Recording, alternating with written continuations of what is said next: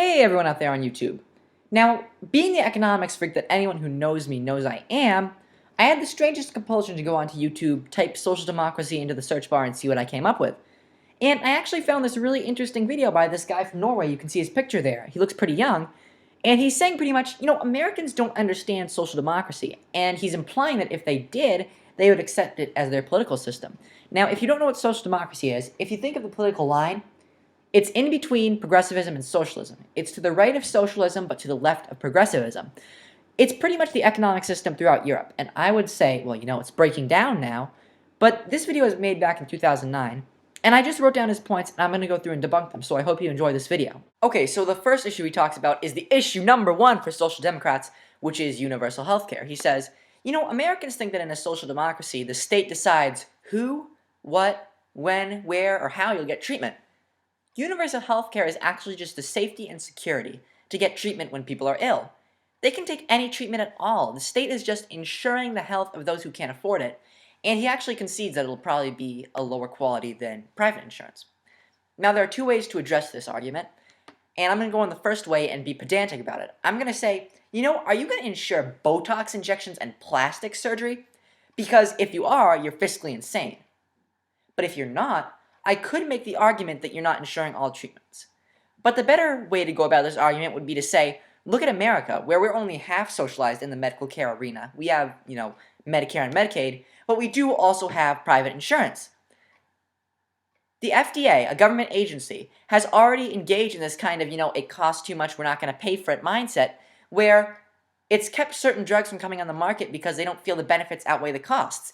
And obviously one of the largest costs is the monetary cost. By the way, this is illegal because in the Food and Drug Act, the FDA was not given the authority to make these kinds of cost-benefit analysis decisions. But you can even see in a country that's only half socialized like America, this mindset is already showing through. Now, also, you say, we can get any treatment we want, but you can't get that treatment if that treatment does not exist. What do I mean by that? I mean, in England especially, where they have universal health care, people have to pull their own teeth because there are dentist shortages. People die because while they're waiting for cancer treatment, their cancers become incurable. So, even if you nominally could have any treatment you want, just writing it into a law isn't going to make that treatment magically appear. You still have these kinds of shortages, and you see this all the time in universal healthcare countries. Alright, then he goes on and talks about rights. He says, we in the social democracies have pretty much the same rights as you do.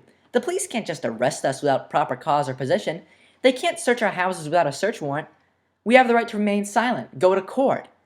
We have many of the same rights as you. On the other hand, you have the Patriot Act. We don't have that. It would never pass, and even if it did, the people would revolt against it. Okay, so you're right. The police can't just walk up to you and say you're under arrest. But in a country that has a bigger government, like in Norway, there's going to be more laws, more regulations, and so that means there's a greater likelihood that you're going to unknowingly violate one of those laws and give the police a proper cause to lock you up. The great libertarian reporter John Stossel did an amazing show on Fox. It's on the Liberty Pen channel if you want to see it. And it's called Illegal Everything, and he talks about how these people have been sued by the government and their businesses have been shut down. They're losing everything they've ever had because they violated some obscure statute no one knows about and they make no sense. So, even if you say, yeah, they can't just arrest you without proper cause, you're giving them a greater chance to be able to arrest you because they will have a proper cause when you live in a social democracy like Norway. So you say, well, you have the Patriot Act and we don't have that. And I envy you there because the Patriot Act is a really bad law. But what you're doing is you're just paying attention to political liberties and ignoring economic liberties. In social democracies, your economic liberty is squelched. So you're ignoring the crucial half. And people like Milton Friedman have proved that economic liberties and political liberties are indelibly intertwined. So you can't just say we've got all the same liberties as you while you ignore that we have much greater property rights and the ability to invest, spend, save our money as we wish. So then you talk about the right to bear arms. You say, well, we do have a right to bear arms if we have a reason to bear arms. If you're in a hunting club, you just need a license to own a gun. And there really aren't any gun shops you can just go into, get a gun, and then go rob someone with it. And our crime rate is pretty low, so apparently it works. You conceded a point, which I appreciated. You said, criminals already have guns in America, so it's too late for gun control there. But then you said some things I found odd. You said, most murders in Norway are with knives, and now there are laws against going out with knives. Then you said most murders in Norway are in other people's homes. Finally, you argued, even though probably Americans own guns to potentially revolt against their government, we have ways to do the same. So I'm just going to go through and quickly debunk these points. First of all, you say the example of a hunting club. Now, I'd say a good deal of Americans, if not the majority of Americans, don't own guns because they want to belong to a hunting club. It's to protect themselves against criminals, aggressors, and potentially a tyrannical government. So your example there doesn't work. I mean, there's not as much a necessity for wild meat as there used to be. You can just go to the grocery store and buy meat. But you can't go to the grocery store and buy protection against criminals, aggressors, or tyrannical government. Then you say, well, our crime rate is pretty low, so it must be working. It's been shown that lower crime rates don't necessarily correlate with stricter gun control policies. Washington, D.C. has one of the most strict, if not the most strict, gun control policy in the United States. I mean, it's like pretty much a total ban on handguns. And yet, it has some of the highest crime rates in America as well. So there's not necessarily always that correlation. Then you say, this is the thing that I found most perplexing. You say, probably Americans will bring up the need to have guns to revolt against their governments. But we have a means to revolt against our own governments. If one party were to seize power, it would be unconstitutional, and therefore it would not be around. Then the other parties would revolt, and probably the military supports different parties, so they would act as a moderating influence as well. And it would be hard for one or two parties to seize power. Now, you can make this argument in theory, but you'd have to ignore pretty much every coup in history, because even in countries where there have been multiple parties, we still see one or two parties rising to power nonetheless. Then you have the issue of the army as a moderating influence. Well, oftentimes the parties either manage to co-opt the army, or the generals are the ones themselves who are leading the coup. So that argument can't really stand up either.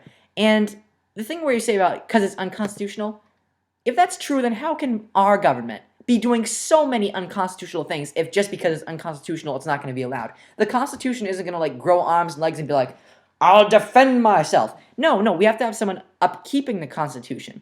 And when governments and the people stop doing that, then of course the government is going to act in unconstitutional ways. We see this in America and we see it in Norway. So your arguments here just don't hold up.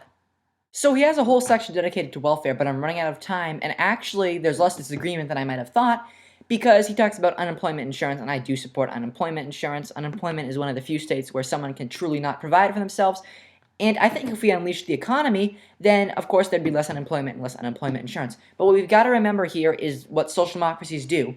They eat the seed corn and destroy the economy. They consume savings, which is also called the seed corn, and they mooch off the capitalist economy, drain it, and once it grows bigger than the capitalist economy and has consumed all the seed corn, that's when they collapse. Okay, so then you talk about public education. You say, actually in Norway, public education is bad. And I'm guessing it's bad for a lot of the same reasons that it's bad in America. You have nothing resembling school choice or, voucher program, and it's probably totally controlled by teachers' unions and an out-of-control federal bureaucracy, just like in America. But let's move on. You say everyone has the right to go to school. The state can't deny you that right. Government subsidizes college tuition, and it's easy to get. And if you moved out of your home, you get more money so you can both live and get a college education. The first thing that came into my head after I read that was, well, in Norway, do they have less college students living in their parents' basements after graduation? That would be a good effect of that policy. But I mean, in America, the state can't deny you a K through 12 education either. You don't get universal preschool, well, that's a different debate. But I don't like this idea of, the government, for anyone, getting money to do anything in college. I mean, what's to keep you from doing an irrelevant and, course that just doesn't make any economic sense?